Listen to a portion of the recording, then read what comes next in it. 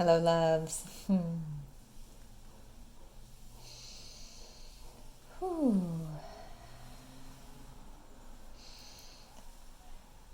This is the oracle reading for the lunar cycle of the Scorpio new moon. I'm facilitating this reading a little earlier than I normally would on the 18th of October, so quite a few days before the moon goes into its new phase. There are numerous reasons for this. It feels in this moment that it's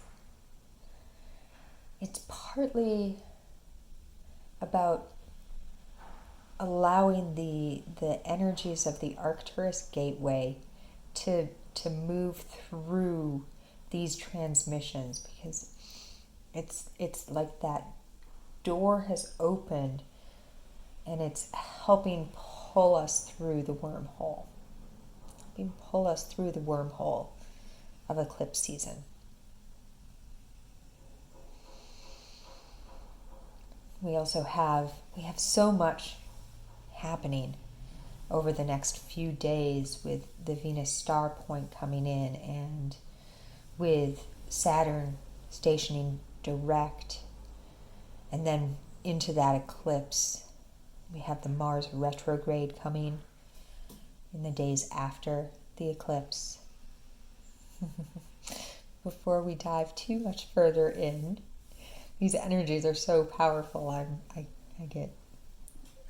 get pulled into the wormhole of them as well. This is the oracle reading for you if you are called in this moment to this beautiful Brazilian amethyst point. Brazilian amethyst.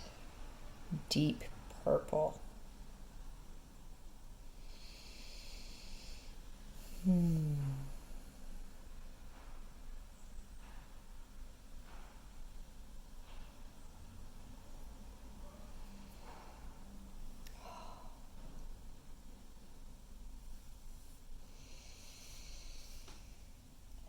Amethyst is calm, awakening energy. If we think about Uranus and Kali as quick, fast, no holds barred, awakening energy, we could think of amethyst more as like a Hygeia or Sophia, sort of heart-centered, grounded sort of holding awakening. I'm often called to the knowing, to the gnosis, that in order for purple to be created, you have to have the alchemical marriage of red, which is our root chakra, our foundations, our safety, our security, and the blue, which is that throat, deep heart, causal, fourth eye even energy. And depending on the tone the purple takes, you could feel how it is also playing around with how do you marry your security with your heart, with your voice,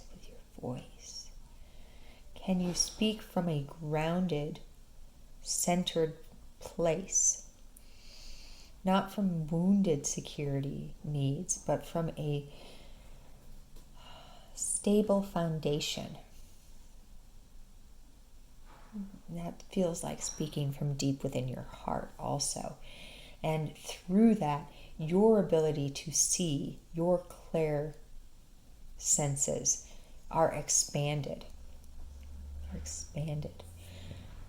Amethyst is also the crystalline form of the violet flame, so it's very purifying.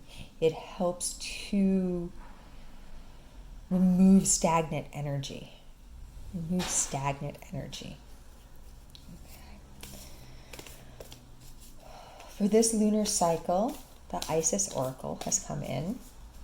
We also will get some messages from Kim Kranz's Alchemy deck.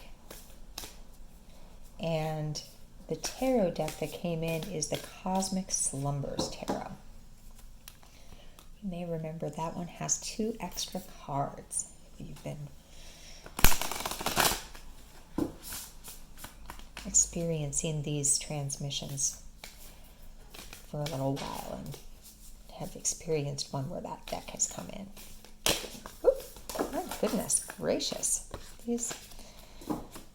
We are being asked to catch our breath.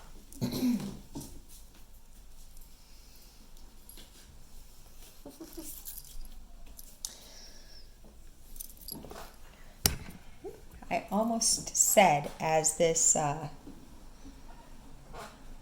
was beginning, as I was beginning to shuffle, that I feel like there's electricity even like pulsing through my teeth since the Arcturus gateway opened, and it's also manifesting in my energetics are pushing and pulling, pushing and pulling and pushing and pulling. This is not the card for this reading, but this is a card for this reading. Divine Sun Child. Blessings of the Sun Falcon. We were just talking about the alchemical marriage between red and blue to create purple. This is also, it's a joke that Aleister Crowley has told about Isis and Osiris and Horus in one of his sex magic teachings. He said, well, if Osiris is red and Isis is blue, and then Horus is purple. But not really. We'll see how this wants to present itself. I will share also that just before this reading, I went out for a little walk and saw 2 falcons flying in the sky. The falcon has been very, very, very active in my presence the last couple of days since the Arcturus gateway opened. Actually, I even yesterday morning I took one of my sunrise walks, and after the sunrise I saw, it's not a falcon, but I saw a hawk and a raven sharing a tree, which is, if you know anything about hawks and ravens, sharing a tree is not a common sight. I thanked them greatly for the gift of union that they were presenting to me. Because I have been seeing so many falcons, even a young child falcon yesterday, sitting on a net of a tennis court in a playground yesterday. I was called to put Horus into the astro chart, and lo and behold, Horus is in an exact T-square with the nodes. I think that's what it was, T-square with the nodes. There's another element that is across the way. Yeah, making a grand cross. I was called to put some angels into the asteroid chart for the first time. And Raphael, the angel of the east, of air, of the mental realm, of our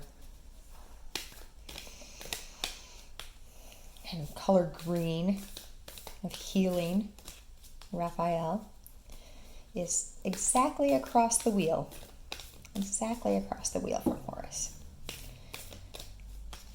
Also making a T-square to the nose.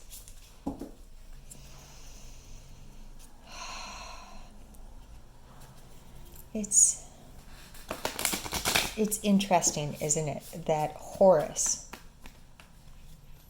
and the falcon, the eye of Horus, would come through, literally jump out of the deck for us when we have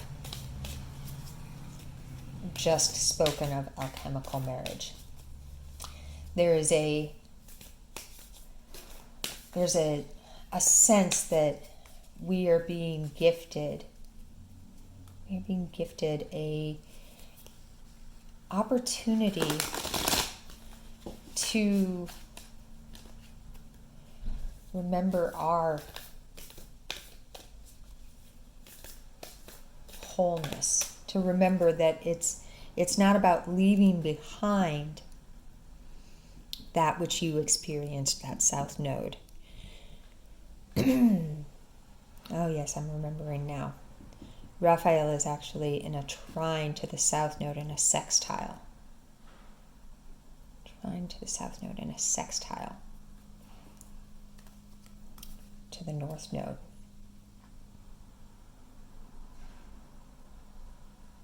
Horus, I believe, is in a trine. Yes, Horus is in a trine to the North Node and a sextile to the South Node. Oh, that's beautiful, isn't it? Remembering that it is the unification of where you've been and where you're going that is the wholeness of you. Yum. Excuse me.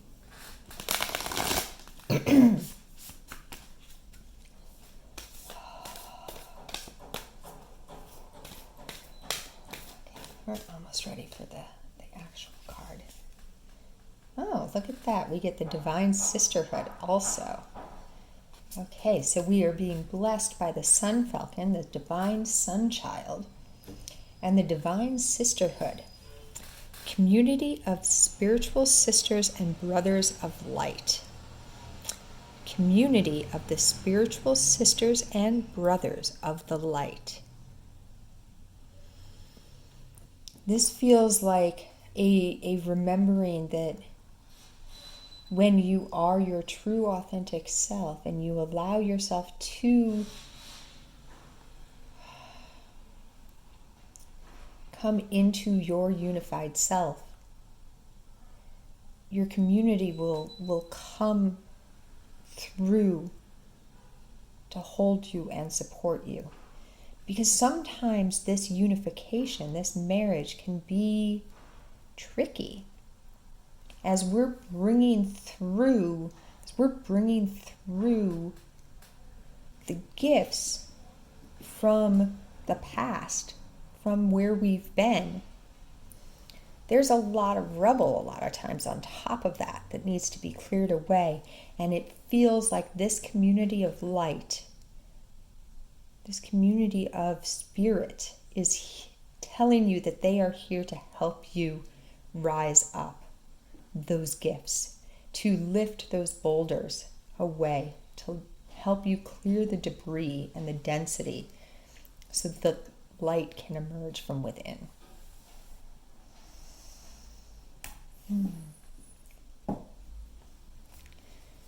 You are held, dear one. You are held. Let's see what the alchemy codes have to say.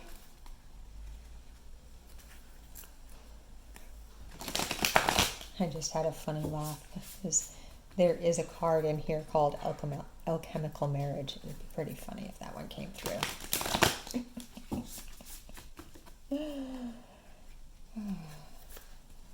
I don't have a sense that we're going to get that on the nose. Maybe, though. You never know.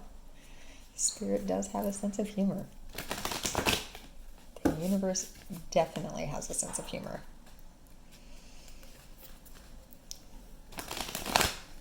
I think a lot of times we forget that too, right? That the universe has a sense of humor.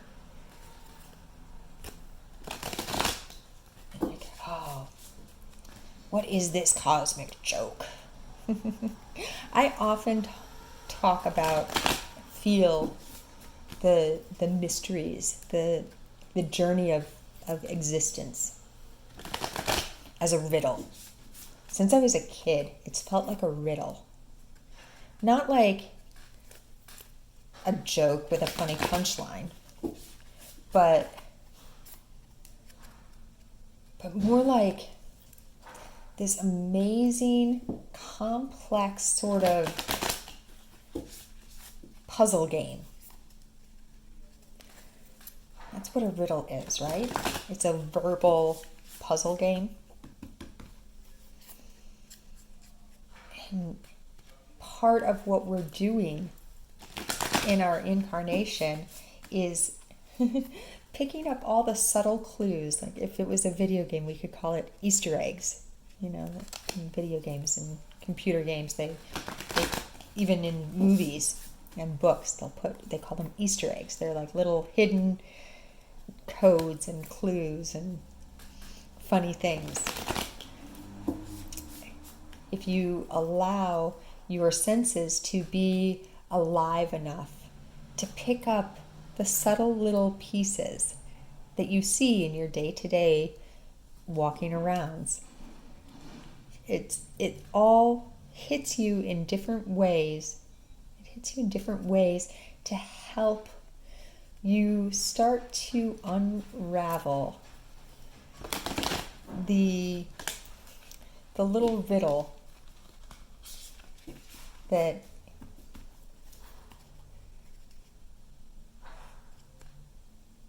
is this life. What is this life? And in some ways it feels like it's not one riddle. It's not one riddle. It's like each of us has our own unique little riddle that we're here to kind of learn. First you have to learn that there is one. Then you start to get some of the language of the riddle. But it's not, let me feel. It's like a constantly blooming flower. It's like a constantly blooming flower. There's always a new petal ready to emerge. And then when you get to the core of what you think the riddle is, you realize that it also has all this pollen and it's going to create even more. Maybe that's the riddle in and of itself, is that it doesn't end. Okay, we're almost here. We're almost here. There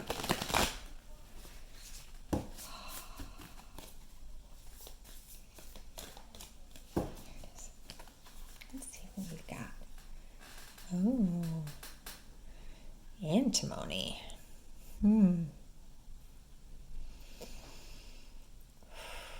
Oh, that feels deep. We're going to let that sit for a minute before we...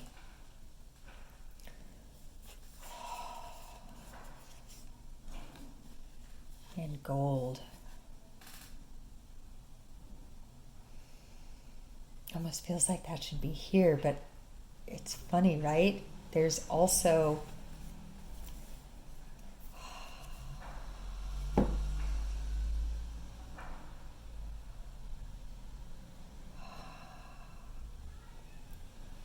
There's this way in which the light self is also the shadow. Thank you. I was talking to my sister this morning, and we were talking about Saturn.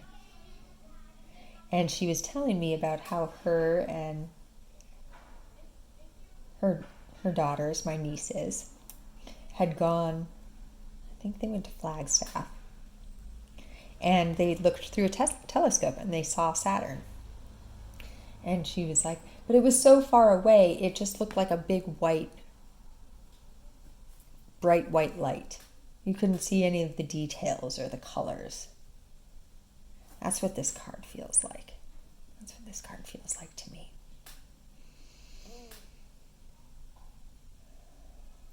It's like a photo negative, almost even.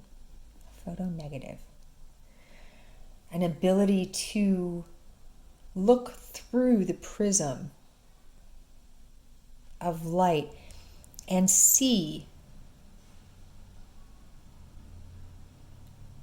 what's on the film. Oh, okay, I see where we're going. I think I see where we're going, I should say.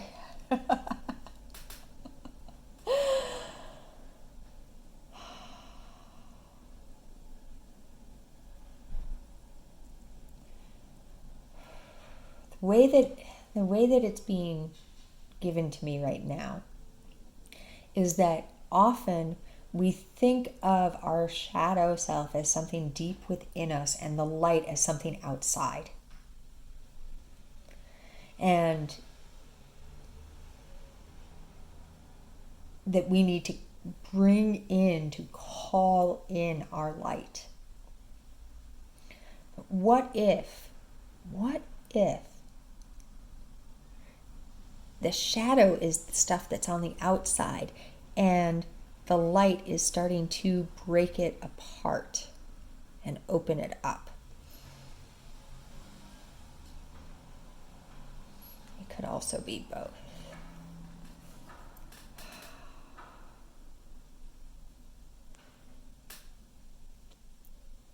This here, I'm feeling called to this.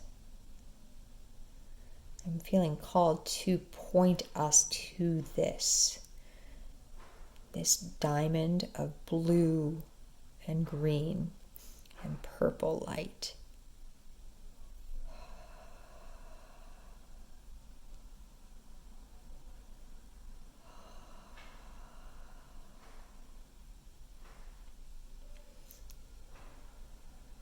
What is this being? Is it a wolf? Is it a cat? Is it a dog? Is it a fox or a coyote? We don't know. Because we can only see the light. There's no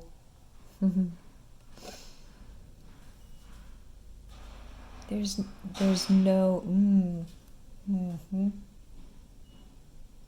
because the shadow is all on the outside, we can't see the detail.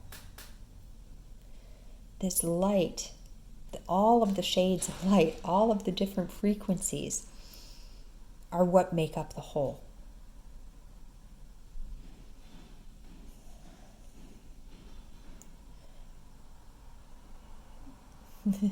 There's a way in which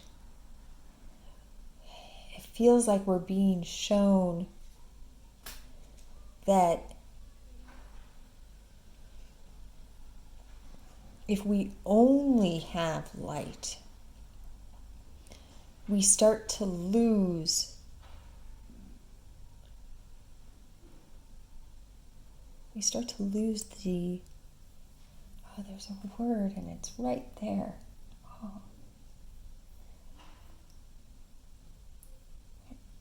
It wants to be like delineation.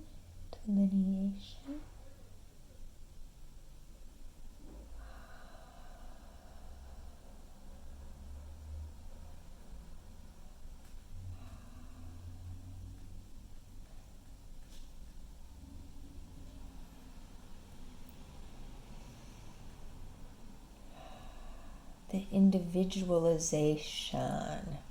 There it is. The individualization.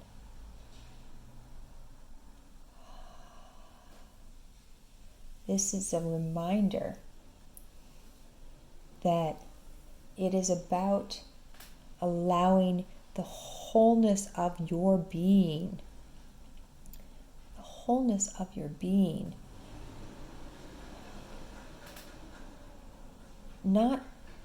not to try and become exactly like anyone else, to allow your unique beingness to shine through. And as you do that, all of these colors, all of this colors, and all of this beingness that is you will start to come in and fill in the features, that are missing. I keep seeing a picture of the gray aliens that are so ubiquitous in our culture, of the stories that people tell about aliens. So many people experience aliens as the grays, and they all look the same. They have the same long arms and fingers, and they're short, and they have the same elongated head, like oval shaped head, and the huge eyes. And there's many stories about who and what these beings are.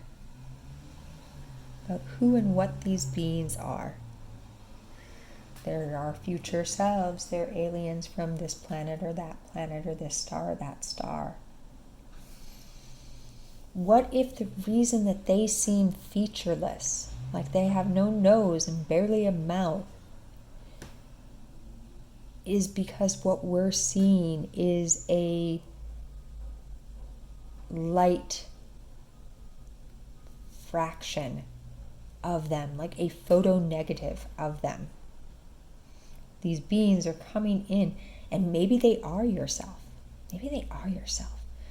Yourself from the future, bleeding through, or even from the past. Remember, linear time is the fourth dimension. Anything beyond the fourth dimension does not work with time in the same way that we do, because we experience the fourth dimension through our vantage point here in this physicality, in this 3D state of beingness. There's a piece.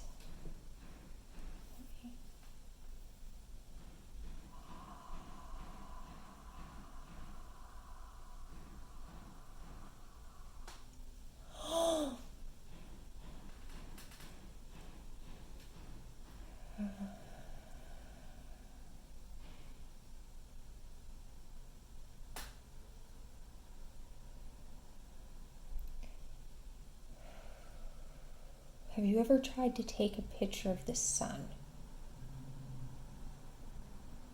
I did yesterday. And oftentimes, depending on the brightness of the sun at that moment when you're taking the picture, it bleaches out everything else. Maybe we can feel into other levels of our beingness. I'm not liking that word levels, but it's the one that's coming. Other aspects, there we go, thank you. Other aspects of our beingness. And when there's bleed through, sometimes it feels like it's a flashpoint, a place where it's too bright and you can't see, like light into really dense fog. It bounces back at you and it can blind you, right?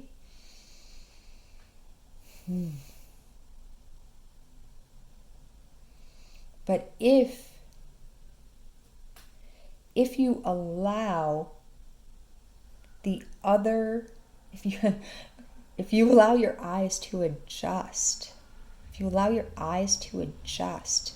to the level of light coming in at any one moment, you will start to be able to make out the details. This is what this gold is representing. You know, the gold is the sun. The song Golden Lady keeps playing in my head.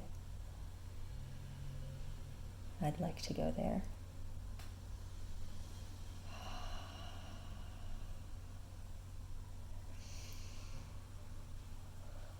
It's the sunlight meeting through all of the mattered existence that allows it to create the beautiful rainbow. It's coming through the water vapor in the sky, and it's coming through the prism of our eyes so that we can witness it.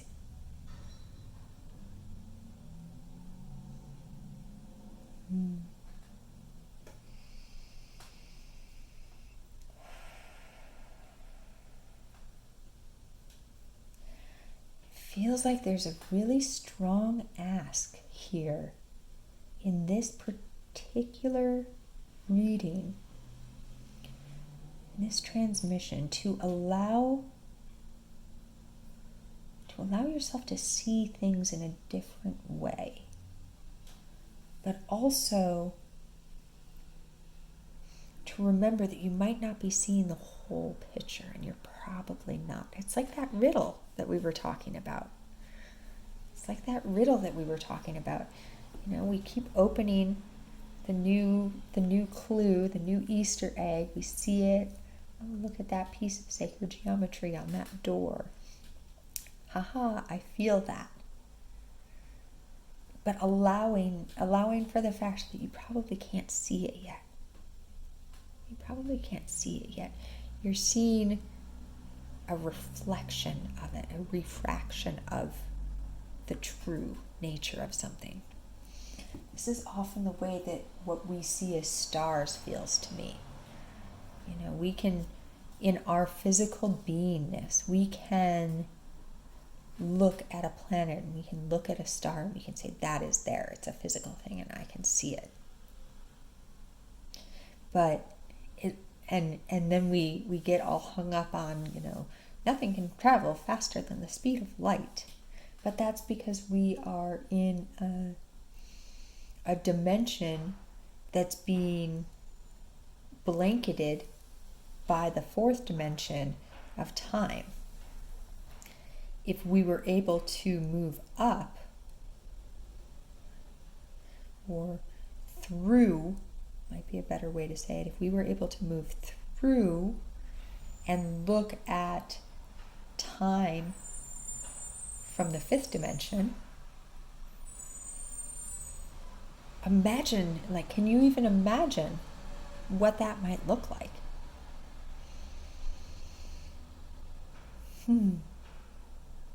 What would the stars then look like?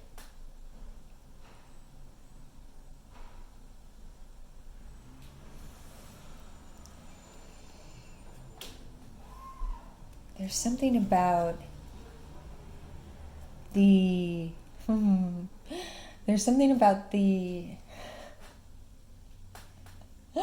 riddle. I don't know why it's making me laugh so much. There's something about the riddle that we are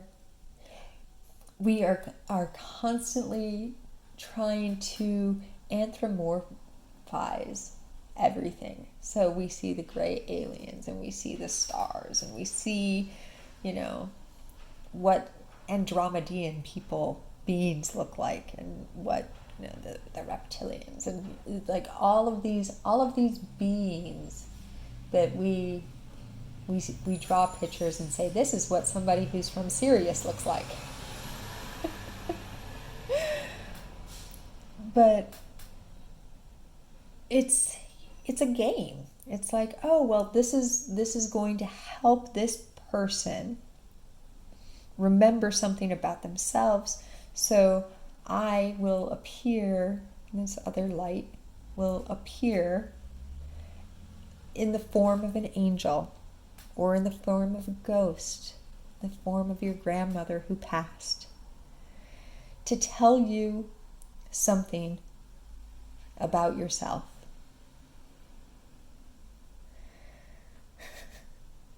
But it's also, it's actually you taking these forms to remind yourself who you are.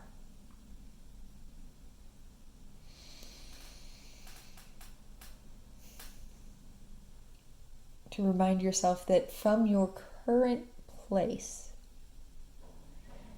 it's very difficult to see the details. It's very difficult to see the details, but that's okay. That's okay. That's how it's meant to be. That's part of the game. That's part of the game. And each time you remember a little bit more, and you remember a little bit more, and you play a little bit more, and you get a little bit deeper into the game, maybe advance a level. They're showing me chutes and ladders.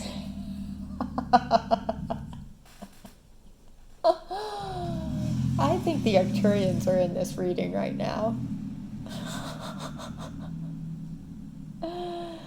When I say the Arcturians are in this reading right now, what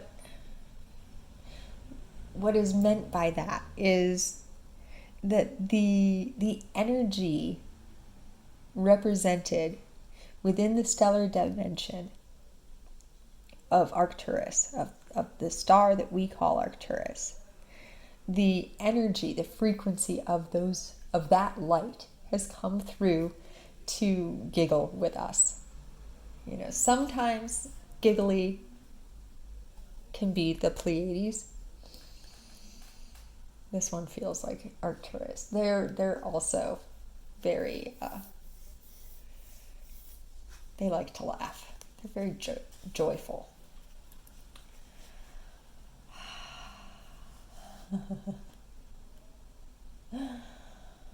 Okay. They're saying to close your eyes. Close your eyes. Close your eyes. Begin to breathe into your heart space.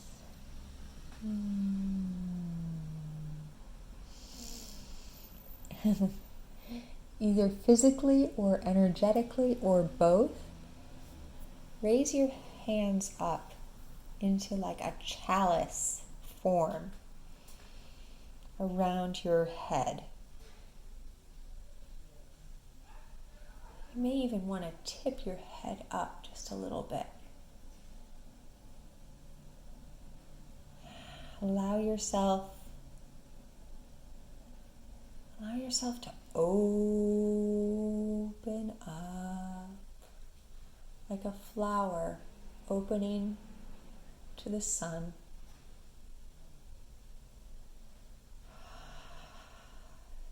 This sunlight is in the form of purple and blue light. The blue is like little orbs with white centers, almost like little soap bubbles. And those white centers, when you get a little closer into the details of them, you can see pink and green.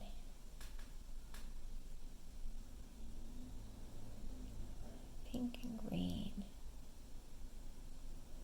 And the purple is coming down like droplets of rain. When you get close to them, you can see that the rain is actually made up of red. It's meeting with these blue orbs.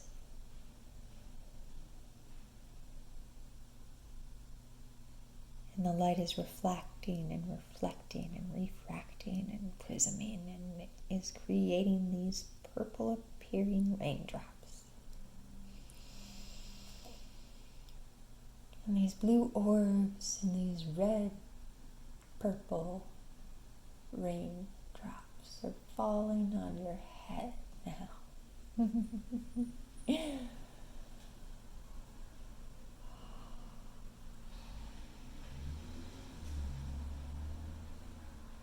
Can you sing in this rain?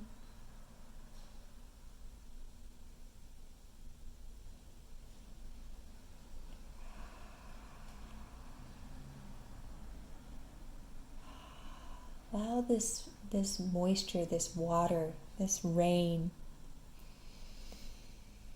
to move through your entire being, your whole energetic system, all the layers and dimensions of your aura, your emotional body, your mental body, your physical body, your etheric, spiritual body.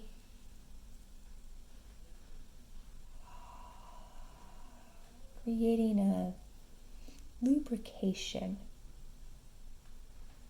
Allow it to go into areas of dryness.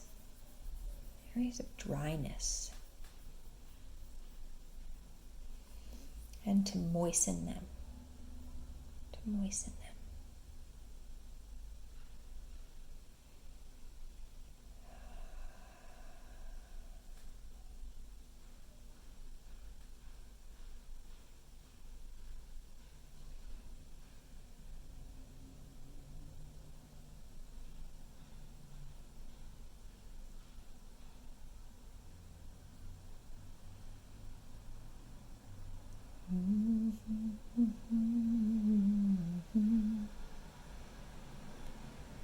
That doesn't mean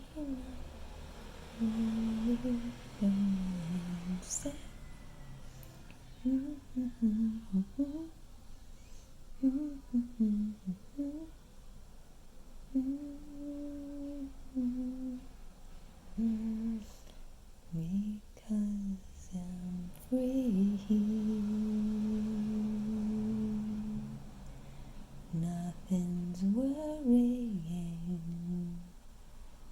me.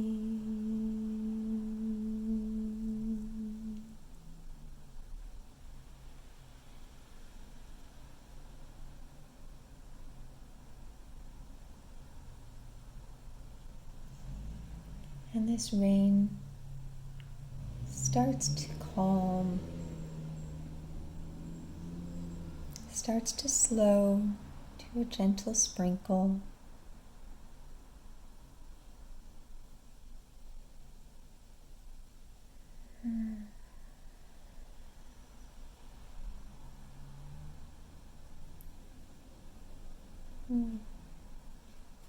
Blue orbs and the purple red raindrops dissipate, and the sky breaks open, and yellow gold sunlight comes through now, creating beautiful rainbows in all the puddles of your being now. Helping to dry any excess water, allowing your entire self to hold the exact amount of water into those dry places as is necessary for your being right now.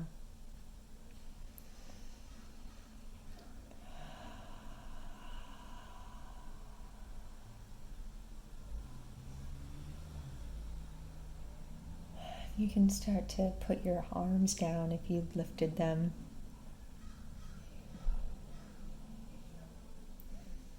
Move your attention into your heart center, into your body. Wiggle your fingers and toes.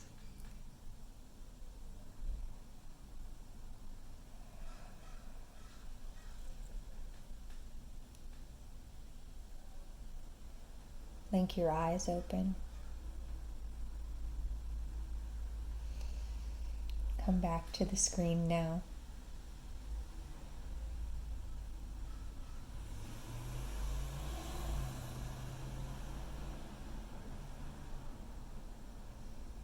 As your entire system is stabilized.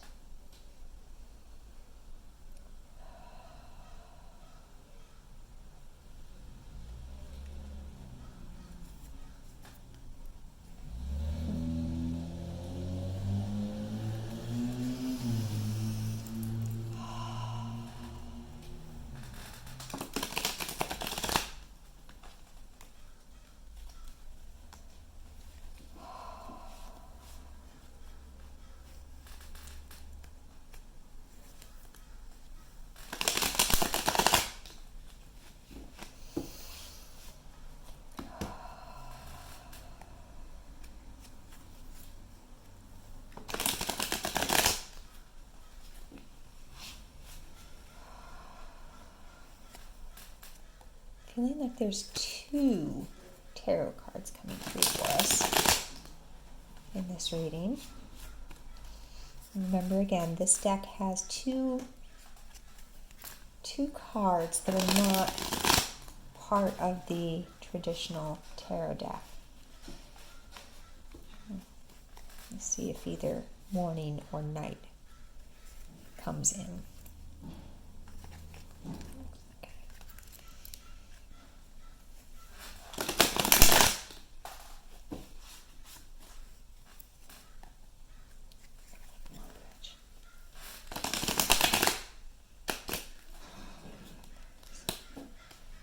There you go. Can you hear that raven outside?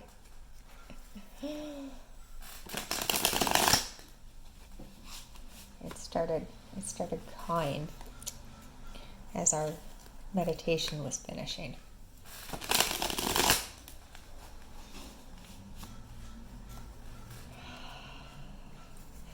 It's like a reminder to come into self. Come back into self now. Come back into self.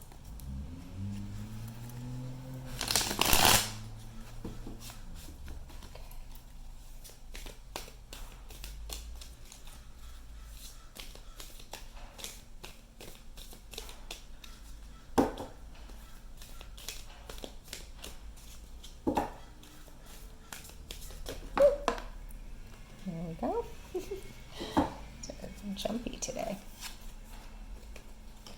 The Chariot.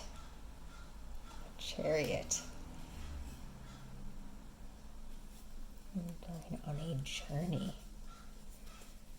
of integration. Sorry about that.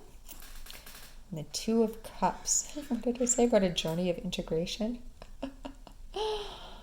Oh, lovely. Lovely. There is something really beautiful about this. Remember, we have this photo negative here, and here we have, again, the lions in a black and white.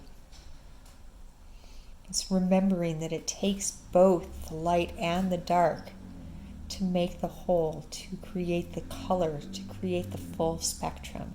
Without the shadow, there is no detail. This river here, speaking to the need for this foundation upon which to travel, the platform, so that you can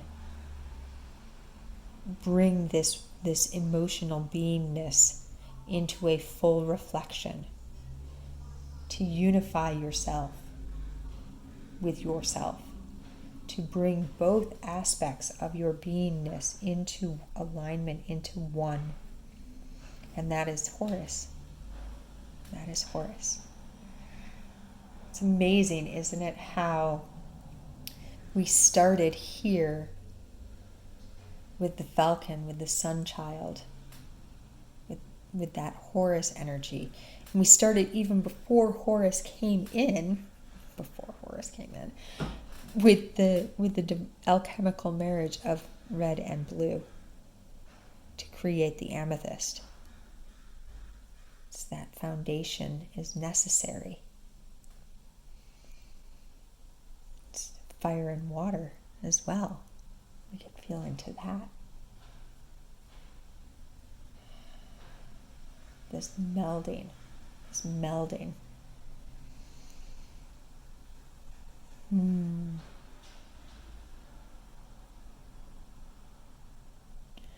There's this song that I often sing. I sing different words to it than the actual words. But the way that I sing it is, if I could get the fire out from the water, I'd share a life, you'd share a life. If I could get the fire out from the water, I'd share a life, you'd share a life. And I'd take you to a place where everyone loves you.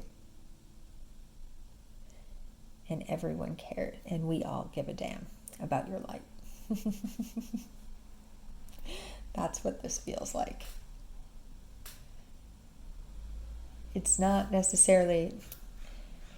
about extracting the fire from the water or vice versa, but to allowing a remembrance that they are both also part of the same whole. And that when I feel into, if I could get the fire out from the water, out of the water, that's what it feels like to me. It's remembering that both exist,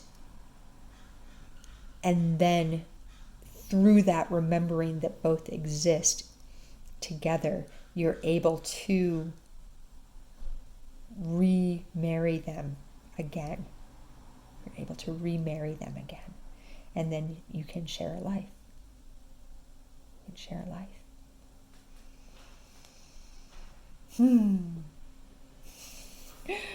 Wow. Thank you so much. I love you so much. Oh, beautiful, beautiful, beautiful. Deep and deep and deep and deep love and gratitude from all the dimensions.